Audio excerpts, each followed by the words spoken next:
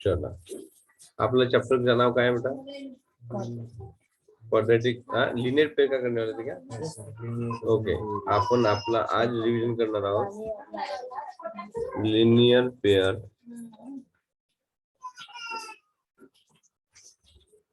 Okay, नाव linear pair मध्ये आपल्या जो standard form of the quadratic linear pair काय आहे?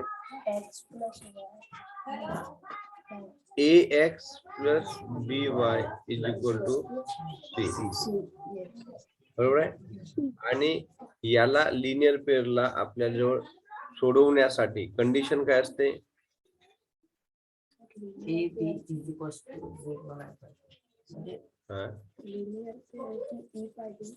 अच्छा, definition, spelling. Okay, spelling check कर लेते पहले. काय आहे spelling? Pair of linear equations. Okay, नाव पेयर ऑफ लिनियर इक्वेशन्स मध्ये आपल्याला एक लिनियर इक्वेशन साठी ही कंडिशन असते, ही इक्वेशन असते एका लिनियर पेयर साठी. आणि या लिनियर पेयर मधून काय होते माहिती आहे का तुम्हाला? या लिनियर पेयर मधून एक स्ट्रेट लाईन ड्रॉ करता येते. A line is drawn by using the linear pair equation. ठीक आहे. आता या ठिकाणी कंडिशन काय असते? Condition to solve linear pair. काय आहे condition to solve linear pair? Number 1, आपल्या जवळ वी हॅव टू फाइंड, काय फाइंड आउट करावं लागतं माहिती आहे का? 2 अननोन व्हॅल्यूज. आपल्याला 2 अननोन व्हॅल्यूज काढायचे आहेत. आणि अननोन व्हॅल्यूजलाच आपण काय म्हणत असतो? अननोन व्हॅल्यूजलाच म्हणत असतो आपण व्हेरिएबल. काय असते? 2 व्हेरिएबल्सला सॉल्व्ह करायचे. आणि त्यानुसार सेकंड कंडिशन आहे आपल्याकडे 2 equations are necessary. 2 equations are necessary to find 2 unknown values. म्हणजे 2 व्हॅल्यूजला सोडवण्यासाठी 2 इक्वेशन्सची गरज पडते. आणि थर्ड कंडिशन अशी आहे,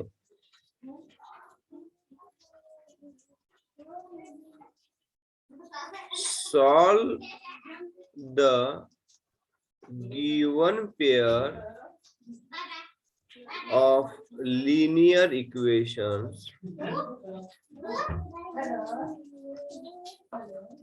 simultaneously.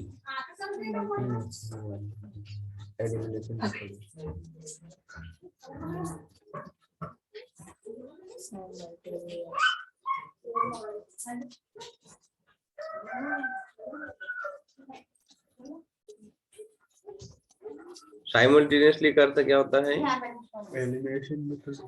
एका वेळी दोन्ही, एकाच वेळी दोन्ही.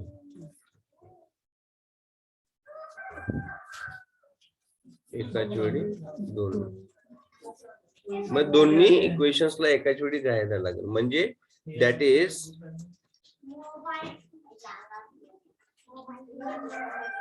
The value of unknown value म्हणजे variable. The value of variable should satisfy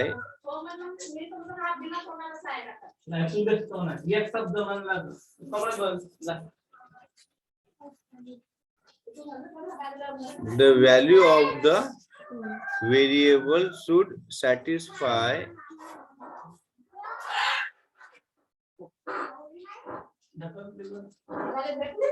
both the equations.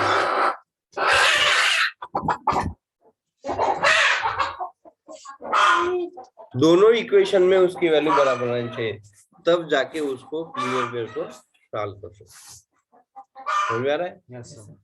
अब उसमें हम लोगों को अभी ये कंडीशंस पता चलने के बाद में अब नेक्स्ट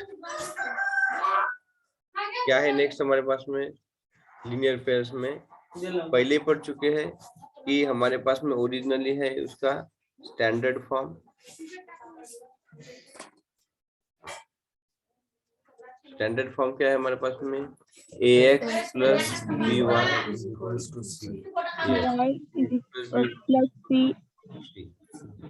नाव आपल्याजवळ दोन इक्वेशन्स पाहिजेत आता अभ्यास केला आपण, तर दोन इक्वेशन्स घेत आहोत, a1x plus b1y is equal to c1. This is the first equation. And a2x plus b2y is equal to c2.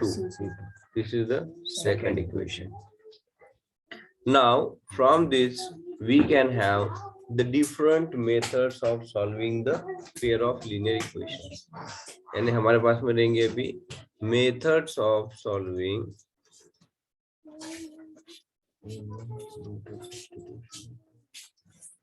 linear equations. Okay, पहली मेथड कौन सी है फिर यहाँ पे, एलिमिनेशन। हाँ, एलिमिनेशन है ग्राफिकल मेथड, ग्राफ सॉल्व। दूसरी मेथड है Cramer's rule. Okay, Cramer's.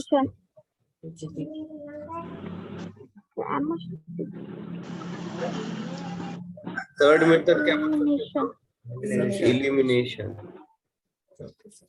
substitution and fourth one is substitution. Substitution. और पांचवी मेथड ये है reducible to linear form.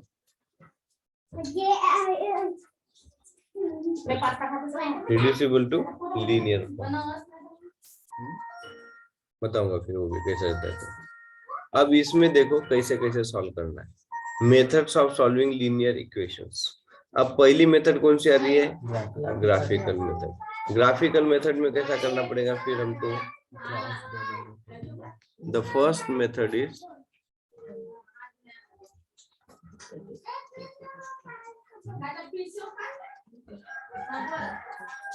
Graphical method. अब मैंने ये बताया था कि जब भी हमारा स्टैंडर्ड फॉर्म आता है तो स्टैंडर्ड फॉर्म में इस इक्वेशन के थ्रू हमारे क्या मिलता है हमको,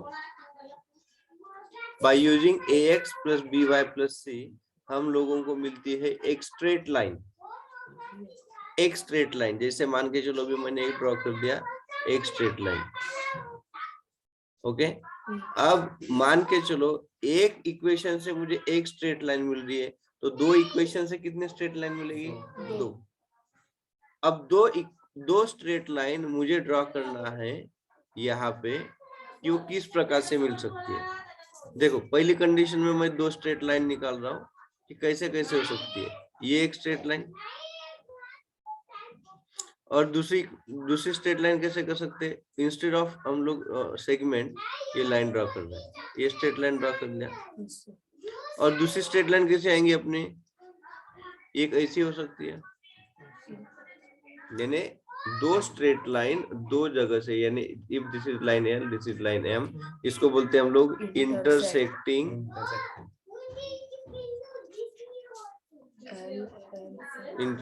लाइन। दूसरी क्या कंडीशन हो सकती है, कैसे लाइन मिल सकती है हमको, पैरेलल लाइंस।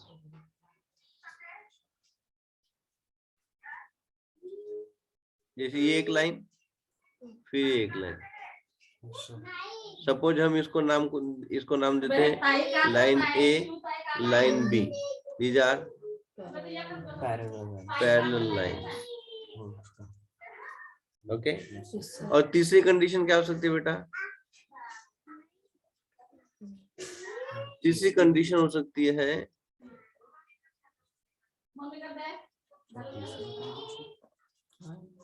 मम्मी कर देना, बोलो जरा ना। हाँ वो एक के ऊपर एक लाइन। Coincide line. ओके, एक के ऊपर एक।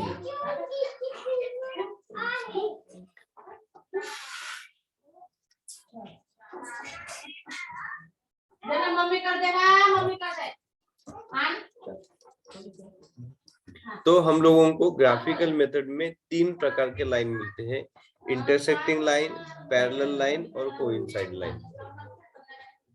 और इस प्रकार से हम लोग ग्राफिकल मेथड से सॉल्व कर सकते हैं।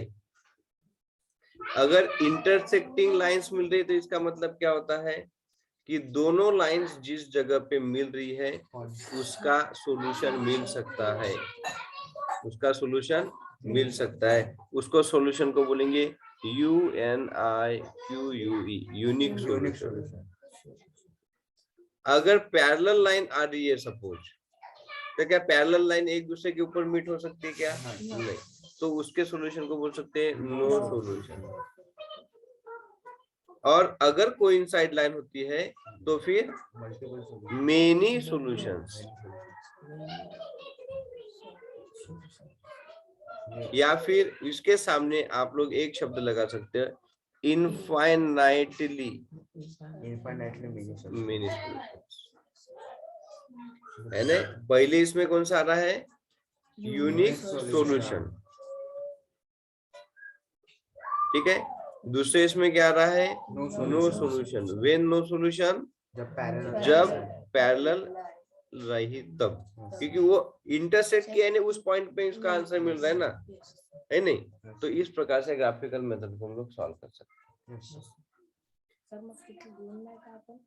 लिहा लागेल ना मग काय म्हणजे बघ, इंटरसेक्टिंग लाईन्स असतील तर आपण ग्राफ मध्ये दाखव किती lines are intersecting at this point, मग त्याला एक्स एक्सिस वरती बघा. आता मी याला हे करतो, वॅनिश करतो.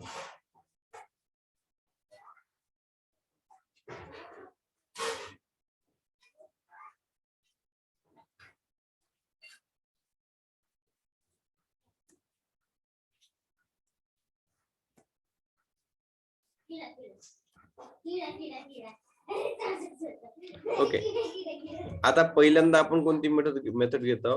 Suppose if you are taking the graphical method.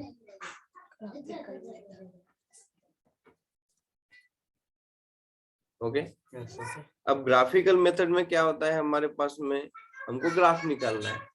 आप लोगों को आता है कि ग्राफ निकालते हैं? कैसे कैसे निकालते हैं ग्राफिकल मेथड का ग्राफ? दैट मीन्स ग्राफ निकालते आता होगा, तो ग्राफ बनाने का तरीका ये होता है, एक स्ट्रेट लाइन और एक ऐसी लाइन, है नहीं? यानी हम लोग हॉरिजॉन्टल लाइन और वर्टिकल लाइन दोनों ड्रॉ करते हैं. अब सपोज मेरी पहली इक्वेशन की एक इक्वेशन बन रही है लाइक दिस.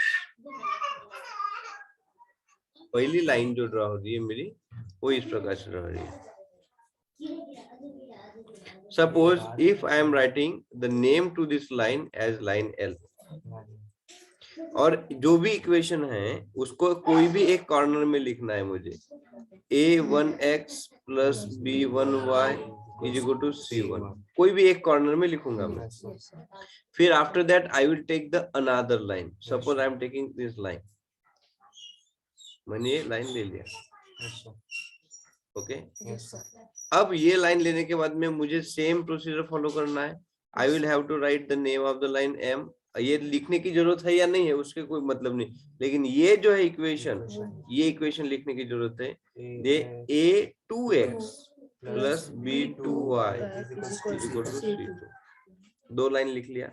अब आंसर कहाँ पे आ रहा है मेरे भाई? यहाँ पे आ रही है. अब ये लाइन कहाँ से कहाँ तक है?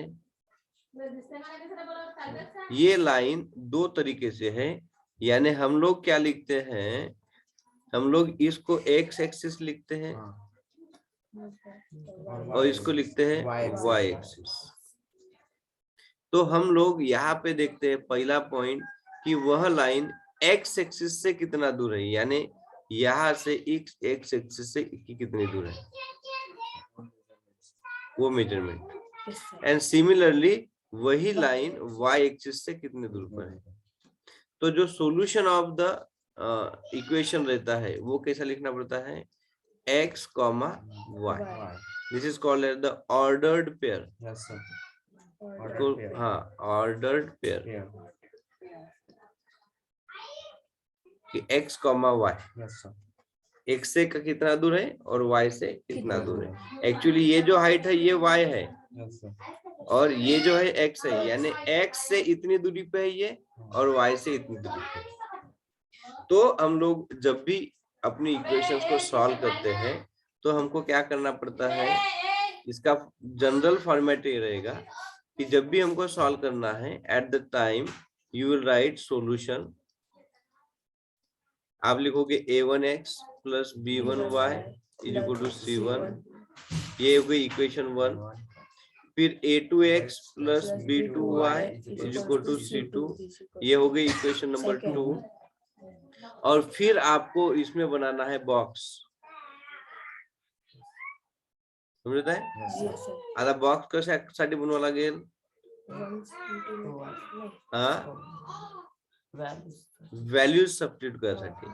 म्हणजे तुम्हाला पाहिजे तेवढ्या तुम्ही व्हॅल्यूज सबस्टिट्यूट करू शकता, आलं का लक्षात। Yes, sir. म्हणजे एका वेळी तुम्ही एक्स वाय झेड चे म्हणजे एक्स आणि वाय चे जेवढे व्हॅल्यूज तुम्हाला सबस्टिट्यूट करायचे आहेत तुम्ही तेवढे व्हॅल्यू लिहू शकता। इथं लिहिण्याचे 2-3 पद्धती, yes like this. Yes, sir. पहिल्या बॉक्स मध्ये काय लिहाल तुम्ही, इथे लिहाल तुम्ही एक्स, X. इथे लिहाल Y. वाय आणि इथे लिहाल X, Y. एक्स कॉमा वाय, Ordered pair. Ordered pair. लक्षात Yes, sir. काय लिहाल, एक्स X, कॉमा Y. मग तुम्ही प्रत्येक वेळी कोणती ना कोणती एक व्हॅल्यू घ्यायची। म्हणजे सपोज तुम्ही काय करू शकता, या ठिकाणी एक्स ची व्हॅल्यू 0 घेऊ शकता, Yes, sir. मग वाय ची व्हॅल्यू किती येते ते चेक करा। कधी वाय ची व्हॅल्यू 0 घ्यायची, मग एक्स ची व्हॅल्यू किती येते ते घ्यायचं है नहीं। फिर कभी कभार इसमें से वन, हाँ इथं समजा एक्स ची व्हॅल्यू 0 घेतली तर वाय ची व्हॅल्यू पहिल्या इक्वेशन मध्ये किती, म्हणजे ही इक्वेशन आपल्याला लिहायची आहे, a1x plus b1y is equal to c1। ह्या इक्वेशनचा हा बॉक्स मिळाला। Yes, sir. आणि सेम पद्धतीने आपल्याला याचाच आपल्याला काय करायला लागेल, दुसरा बॉक्स करायला सेम हाच अशाच पद्धतीला दुसरा बॉक्स करू। आणि दुसरा बॉक्स केल्यानंतर हा Second equation. सेकंड इक्वेशनचा, आणि सेकंड इक्वेशनचा बॉक्स केल्यानंतर ज्या पॉइंट वरती ते इंटरसेक्ट होतील तो झाला सोल्युशन। Yes, sir. आणि त्याची तुम्ही कंडिशन लिहाल शेवटी, therefore x is equal to this much and y is equal to this much, आणि statement Raheel x, y is equal to, हा इंटरसेक्ट झाल्यानंतर आहे ना हा, Oh, answer. जो last answer. हे ज्यावेळी या ठिकाणी हा हे x आहे, हे y आहे, ऑर्डर पेअर एक्स वाय आहे, तर एक्स वाय ची जी व्हॅल्यू आली ती टाकली ना आपण या ठिकाणी, एक्स ची जी व्हॅल्यू आली ती याच्यात टाकू, वाय ची व्हॅल्यू जी आली ती याच्यात टाकू, आणि एक्स कॉमा वाय ऑर्डर्ड पेअरला ऑर्डरच्या फॉर्म मध्ये लिहायचं आहे, एक्स कॉमा, त्याच्याशिवाय जमणार नाही। Are the roots of quadratic sorry given linear pair equations. X comma y आपण लिहूया,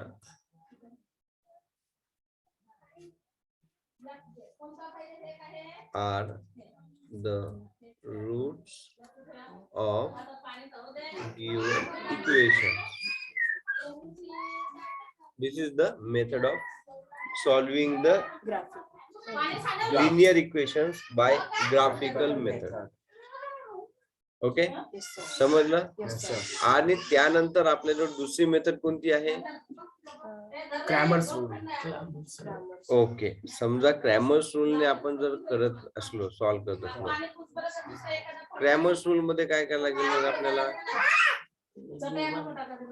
A1, A2, B1, Yes. A2 value. Cramer's rule मधला फॉर्म्युला एकच असतो, you have to solve by A1 A2 B1 B2 C1 C2. बरोबर आहे की नाही? Yes, sir. म्हणजे इथं लिहू आपण पहिल्यांदा A1x plus B1y is equal to C1.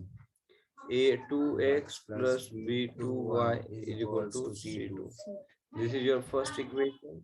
This is your second equation. Now you will find A1 is equal to 1. B1 is equal to and C1 is equal to. Then A2 is equal to B2 is equal to C2 is equal to. यहाँ पे इसका ratio नहीं निकालता है, हम लोग solve कर रहे हैं, यानी क्या बोलते हैं हम लोग, ये इसको सिर्फ निकाल के रख रहे हैं। क्यों निकाल के रख रहे हैं? कि भविष्य में इनके रेशियो निकालने के लिए। Yes, sir.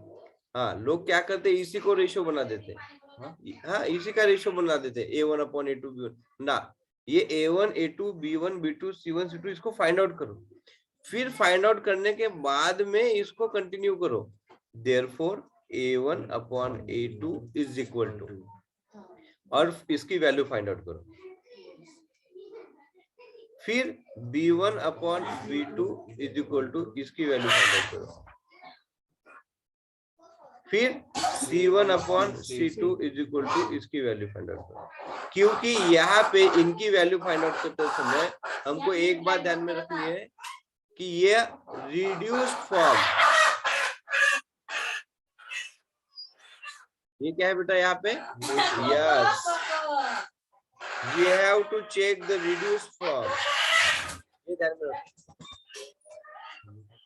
A1 upon A2 B1 upon B2 C1 upon C2, इनके रिड्यूस्ड फॉर्म की वैल्यू निकालना है, ना कि इंडिविजुअल।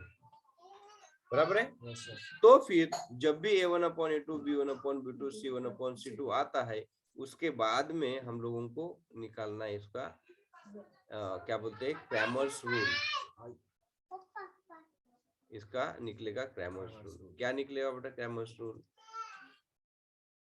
याद आ रहा है आप लोगों को? चलो निकालो। हाँ, वो हाँ, yes yes yes yes, Grammars. Cramer's rule. इसमें डिटर्मिनेंट की वैल्यू फाइंड आउट करनी है। ओके, तो सबसे पहले क्या फाइंड आउट करना पड़ता है? D की वैल्यू, डी डिटरमिनेंट। डिटर्मिनेंट की यानी सबसे पहले अपने को यहाँ पे फाइंड आउट करना पड़ेगा बेटा x की वैल्यू। x का डिटर्मिनेंट कैसे निकलता है? हाँ, x का निकलेगा, क्या है वैल्यू जिसकी x की वैल्यू निकलती है B1। x के समय में यहाँ पे हम लोगों को कंडीशन है C1 C2 B1 B2 x के समय में x का ये कैंसिल हो रहेगा। यानी B1 B2 और C1 C2। यस, x के समय में हमारे पास में C1 C2 B1 B2 B1 B2 C1 C2 C1 C2 B1 B2 B2 C1 C2। अरे हाँ, sir C1 first C1 C2 रहते ना, मग B1 B2 रहते। चेक करो आप लोग, सब चेक करो पहले। x के समय में C1 C2 चेक करो, वो ऐसा नहीं, अंदाज नहीं, चेक करो आप लोग। x के समय में C1 C2 B1 B2 है या कैसा है? Sir C1 C2 B1 B2 पक्का चेक Yes, करून sir. सांगत आहे की अंदाजे सांगत आहे? सर अंदाजी नाही आणि चेक करून नाही, मला पाठवता तो पाठ होता तसा नाही ना बेटा, तुझा पाठ चुकीचा राहू शकते ना। सर नाही sir C1 C2 B1 B2 चा आहे। पक्का बघितलं हो सर। बघ, मग इथे लिहू C1 C2 B1 x च्या वेळी, Yes, sir. आणि मग y च्या वेळी किती येईल? मग A1 A2 C1 C2। Yes. हाँ, A1 A2 C1 C2। A1 A2 C1 C2 म्हणजे y च्या वेळी आपल्याला मॅनेज करायचा आहे हा पार्ट, Yes, sir. y च्या वेळी आपल्याला करायचा आहे A1 A2 C1 C2। Okay, Yes, sir. आणि D D, हाँ. A1 A2 A1 B1 A1 A2 B1 B2 तो इसको हम लोग A1 A2 B1 B2 इसको हम लोग लिखते हैं dx dy और ये d। Yes, sir. हाँ, d की वैल्यू क्या रहेगी फिर हमारे पास में? A1 A2 B1 हाँ B2 पहले ना D पहले पहले आते होता है ना? थे। A1 A2 B1 B2 अच्छा, अच्छा ठीक है ऐसा कोई ये नहीं है, नहीं तो लिख लेंगे अपन पहले, ऐसा कुछ नहीं। हाँ सर ये हाँ, चीज़- कैसा है, अपन रिवाइज कर रहे हैं हाँ ऐसा। कि ये कैसे कैसे क्या रहते करके, इसको इधर नीचे लागे, अपने हाथ में है, हाँ नहीं कि नहीं? सब अपने हाथ में। सब अपने हाथ में है। अब इसको मैं दिखा देता हूँ ग्रीन कलर से, the value of D. D is equal to काय म्हटलं तुम्ही? A1 A1 A2 B1 B2 पक्का? ऐसा A1 A2 B1 B2, यानी इसका सीक्वेंस मैंने क्या बताया था कि अगर हम लोग इस प्रकार से इसको सर्कुलर फॉर्म में लिखते हैं, सर्कुलर फॉर्म में लिखते हैं, तो एक जगह क्या लिखेंगे हम लोग? A, एक जगह क्या लिखेंगे? B, और एक जगह लिखेंगे C। तो हम लोगों को A से लेके B तक जाना है, फिर उल्टा जाना है, फिर इस चक्कर करना है। एंड पहले क्लॉकवाइज फिर हाँ, एंटी यानी ये अपना कंफ्यूजन क्यों हुआ है? क्योंकि हम लोग पहले डी लेते हैं, तो डी लेते समय हमको क्या मिलना नहीं चाहिए? डी लेते समय हमको इसको कट करना है ना, डी लेते समय हमको इसको कट करना है। तो A1 A2 B1 B2 आगे इसका डी कट करेंगे तो A1 A2 B1 B2, फिर हम लोग आएंगे x के ऊपर में तो उल्टा लेंगे, फिर x को कट करेंगे, तो फिर यहाँ से शुरुआत, B1 से नहीं, यहाँ से शुरुआत, क्योंकि हम लोग ये A1 A2 B1 B2 तक चले गए, तो C1 C2 स्टार्ट होगा ना, फिर C1 C2 स्टार्ट होने के बाद फिर वो इधर आ जाएंगे, यानी शुरुआत इधर से करनी है। पहले A1 A2 B1 B2 लिख लिया हम लोगों ने, A1 A2 B1 B2, फिर अभी C1 C2 फिर A1 A2, साइकिल बनने को ना, और फिर B1 B2 C1 C2, यानी y की वैल्यू क्या होंगे? A1 A2 C1 C2। Okay, तो इस प्रकार से हम लोगों को निकालना है वैल्यूज। अब बताओ मुझे कि यहाँ पे ये वैल्यू निकालते समय हम लोगों को क्या करना है? क्रॉस मल्टीप्लिकेशन करना है। ये सबसे बड़ी ध्यान में रखने वाली बात है। क्रॉस मल्टीप्लिकेशन कैसे करेंगे?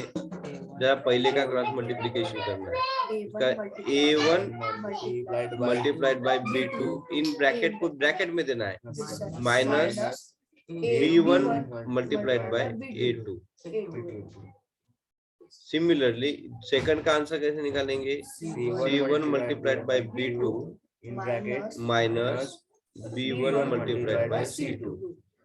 और थर्ड का आंसर कैसे निकालेंगे बेटा? A1 multiplied by C2 A1 multiplied by C2 minus C1 C1 multiplied by multiplied A2। A2। Okay, यहाँ तक समझ में आ गया? यस सर, पक्का? Yes sir. तो फिर हम लोग क्या करते हैं, अभी आज के Yes, sir. सेशन में सबसे पहला जो टॉपिक है अपना डिटर्मिनेंट मेथड या फिर क्रैमर्स रूल, ठीक है? अब डिटर्मिनेंट मेथड या क्रैमर्स रूल के कुछ एग्जांपल्स लेते हैं कि जिसे हम लोगों को वो सॉल्व करने में आसानी जाए, बराबर है? क्योंकि फाइनली हम लोगों को पता है कि ये सभी वैल्यूज के द्वारा हम लोग क्या कर सकते हैं? x की वैल्यू भी निकाल सकते हैं, y की वैल्यू। जैसे dx है तो dx से x की वैल्यू क्या निकलती है हमारे पास में? dx अपॉन d, d क्या निकलती है? dx upon d। और वैसे ही y की वैल्यू क्या निकलती है हमारे पास में? dy upon d। तो सिमिलरली y की वैल्यू निकालनी है हम लोगों को, तो हम लोग लिख लेंगे y is equal to dy upon d। Okay, so in this way we can find out the values of x and y by using this method. पहिल्यांदा आपण काय काढू? पहिल्यांदा आपण काढू d ची व्हॅल्यू, मग dx ची व्हॅल्यू, मग dy ची व्हॅल्यू, मग त्याच्यानंतर d dx dy काढल्यानंतर मग आपण जाऊ x ची व्हॅल्यू काढायला, मग y ची व्हॅल्यू काढायला, झाली. In this way we can find out the values of x and y, वो मग ordered pair. ऑर्डर पेयर में लिख देना. ऑर्डर पेअर में लिख देंगे. जसं आता एक एक्झाम्पल घेऊनच टाकू. एक एक्झाम्पल घेतल्यानंतर तुला लक्षात येऊ जाईल की कशा पद्धतीने सॉल्व्ह करायचं आहे. ओके, जसं एक्सरसाइज प्रॅक्टिस सेट 1.3.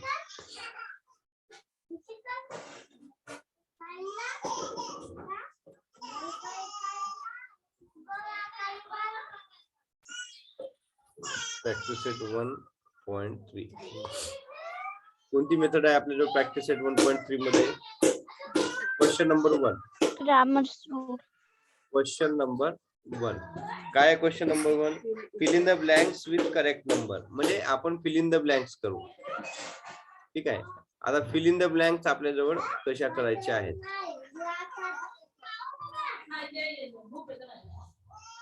ओके, पहिला क्वेश्चन काय आपल्याजवळ सांगा?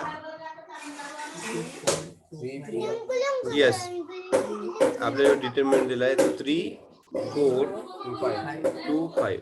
वाचताना त्याला वर्टिकलीच वाचायचं आहे. खड़े में 3, 4, 2, 5. तो इसको सॉल्यूशन कैसे बनाएंगे फिर? यस, पहले गिवन वाले को लिख लेते हैं 3, 4, 2, 5. So this will be equal to 3 into multiplied by 5 और minus 2 into multiplied by 4. इसका आंसर जाएगा 3, 5 are 15 minus 8. 15 minus 8 कितना हो जाता है? 7. आगे इसका आंसर है पक्का कि 6 आता है? बराबर है. अब ऐसे ही सेकंड क्वेश्चन को भी हम लोगों को सॉल्व करना है. सेकंड क्वेश्चन में सेकंड क्वेश्चन का फर्स्ट क्या है? सेकंड क्वेश्चन का फर्स्ट -1, 2, 7, 4. कर सकते क्या सॉल्व? कैसे सॉल्व करेंगे बेटा इसको? यस, पहले गिवन लिखेंगे. गिवन है -1, 2, 7, 4. अब मल्टीप्लीकेशन करेंगे. -1 into 4, फिर ब्रैकेट दो, माइनस, फिर दूसरी ब्रैकेट 7 multiplied by 2 या फिर 2 multiplied by 7. It make no difference. So this is equal to -4 minus 14. What will be the value? Negative 18. समझ में आ रहा है आप लोगों को? यानी पहले इसमें पहला क्वेश्चन हो गया अपना, फिर दूसरे इसमें सेकंड का पहला ही हो गया, फिर अभी सेकंड का दूसरा. क्या है क्वेश्चन सेकंड का दूसरा? 5 -7 3 0. इसका भी सॉल्यूशन ऐसे निकालेंगे हम लोग. कैसे निकलेगा?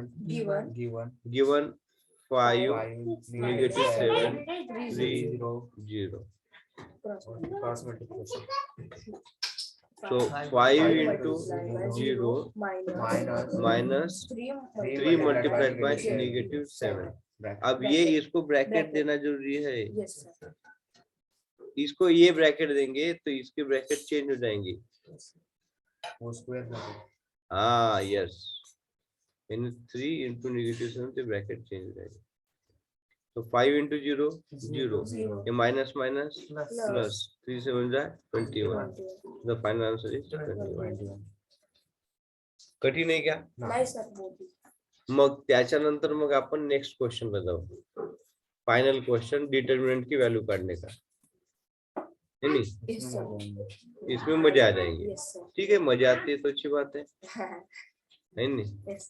तो हम लोग ट्राई करते हैं थर्ड क्वेश्चन की. थोड़ी जगह ज्यादा लगने वाली इसलिए मैं इधर से लिख रहा हूँ. क्या है थर्ड क्वेश्चन? 7/3 आणि 3/2 आणि 5/3 1/2. आता यांना तुम्हाला पहिल्यांदा कशामध्ये दाखवावं लागेल? डिटर्मिनंट फॉर्म मध्ये.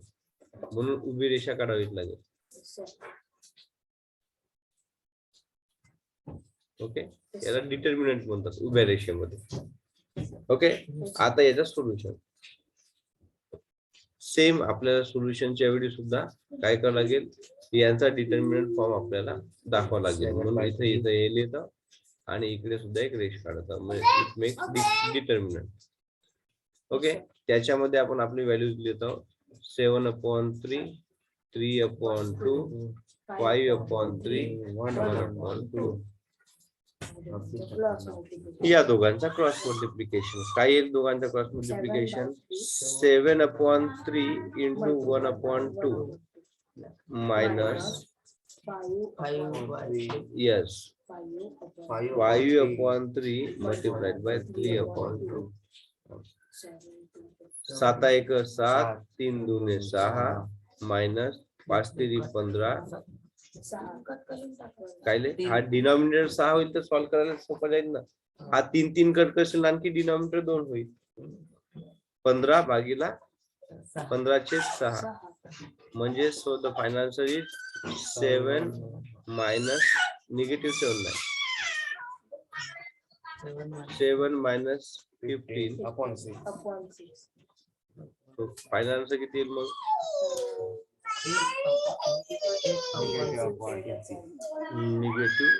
-8/6. ओके, चलो ठीक आहे, थांबा.